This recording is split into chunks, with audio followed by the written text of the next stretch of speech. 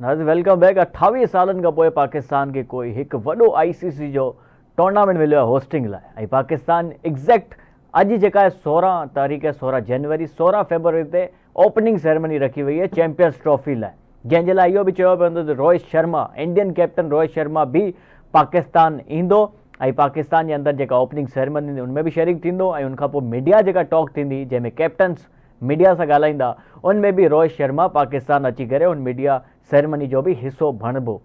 इहो ICC जे तरफ़ां उनखे इन्विटेशन हलियो वियो आहे। हाणे सिर्फ़ु थर्ड एम्पायर वटि सॼो डिसीजन आहे, छाकाणि त इंडियन गवर्नमेंट ई बेसिकली इन शयुनि खे ॾिसंदी आहे। अगरि इंडियन गवर्नमेंट इजाज़त ॾींदी रोहित शर्मा खे, त रोहित शर्मा पाकिस्तान ईंदो for the champions trophy opening ceremony. Opening ceremony लाइ दुनिया भर में जेतिरा बि वॾा वॾा सुपर स्टार्स आहिनि, सिंगर्स आहिनि, आर्टिस्ट आहिनि, उन्हनि खे जेका मदु कयो वियो आहे ICC ऐं PCB जे तरफ़ां। ऐं इहो मेलो जेको आहे कराची में सजंदो। इहो मेलो नेशनल स्टेडियम कराची में सजंदो। उनखां पहिरीं ट्राई सीरीज़ आहे। Try series Pakistan, south Africa ऐं न्यूज़ीलैंड जे विच में खेॾी वेंदी। 2 मैचूं लाहौर में आहिनि, 2 मैचूं कराची नेशनल स्टेडियम में। इहो कॉन्फिडेंस थो ॿुधाए PCB जो, त इहो जेको स्टेडियम्स आहिनि जंहिंजे लाइ सॼो बेसिकली मथे जो सूर ऐं इहो सॼो प्रोपेगंडा जेको हले पियो पूरे दुनिया में, स्पेशली इंडिया खां, त इहो स्टेडियम्स कंप्लीट न थी सघंदा, रिनोवेट न थी सघंदा चैंपियंस ट्रॉफी ताईं। ऐं इहा चैंपियंस ट्रॉफी मैचिस जेका आहे उहो दुबई मुंतक़िल कयूं वञनि, पर ईअं PCB करणु न ॾींदो, छाकाणि त उनखां पहिरीं हिकु ट्राई सीरीज़ कराए दुनिया खे हिकिड़ो पैगाम वेंदो हितां त असांजे जेके स्टेडियम्स आहिनि मुकमल रिनोवेट आहिनि चैंपियंस ट्रॉफी लाइ। हिते जेका आहे चैंपियंस ट्रॉफी थी सघे थी ऐं इंटरनेशनल मैचिस जेको आहे सुठे नमूने सां हिते ऑर्गेनाइज़ थी सघजनि।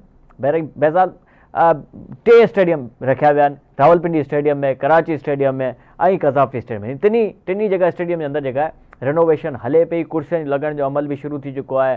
नेशनल कराची अंदरि ग्रिल बि लॻी पई, अॻियां जाली हटाई वई आहे।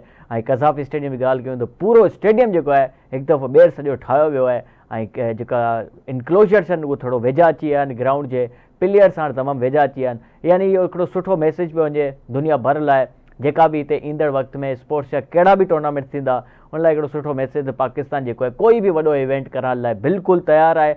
ऐं पाकिस्तान वटि उहो तमामु जेका वसाइल आहिनि जंहिंमें इहो कोई बि ICC जो हुजे, चाहे कोई बि टूर्नामेंट जो दुनिया जो, पाकिस्तान कराए सघे थो। बहरहाल अॻिले साल खोड़ सारा ॿिया टूर्नामेंट्स बि आहिनि, जंहिंमें T20 वर्ल्ड कप 2026 जो जेको इंडिया जे अंदरि थींदो, जंहिं लाइ पाकिस्तान ऐं इंडिया जे विच में हिकु मुआदो बि करायो आहे ICC, त 2028 ताईं जेतिरा बि टूर्नामेंट्स थींदा इंडिया ऐं पाकिस्तान जे अंदरि, उहो पाकिस्तान ऐं इंडिया पंहिंजे मैचिस जेके न्यूट्रल वेन्यू ते खेॾंदा। यानी हिन दफ़े बि चैंपियंस ट्रॉफी में इंडिया ऐं पाकिस्तान जेका मैच आहे दुबई जे अंदरि खेॾियो वेंदो। पाकिस्तान न ईंदी इंडिया, ऐं पाकिस्तान इंडिया मैच दुबई जे अंदरि थींदो। सेमीफाइनल में अगरि इंडिया पहुचे त उहो सेमीफाइनल बि दुबई जे अंदरि थींदो। अगरि फाइनल बि इंडिया वञे थो त उहो फाइनल बि दुबई जे अंदरि। ऐं इन तरह जेका आहे 2026 जे अंदरि बि पाकिस्तान बि इंडिया न वेंदो ऐं पाकिस्तान इंडिया मैचिस श्रीलंका या कंहिं न्यूट्रल वेन्यू ते कराए वेंदियूं। 2026 में बेसिकली को होस्ट श्रीलंका आहे ऐं श्रीलंका जे अंदरि ई पाकिस्तान जूं सॼियूं मैचूं थींदियूं ऐं इंडिया पाकिस्तान जे लाइ श्रीलंका अची करे पाकिस्तान सां मैच कंदी। बहरहाल इहो हिकिड़ो मुआदो थियो 2028 ताईं, त पाकिस्तान इंडिया में कोई बि इंडिया ऐं पाकिस्तान जूं मैचिस न थी सघंदियूं।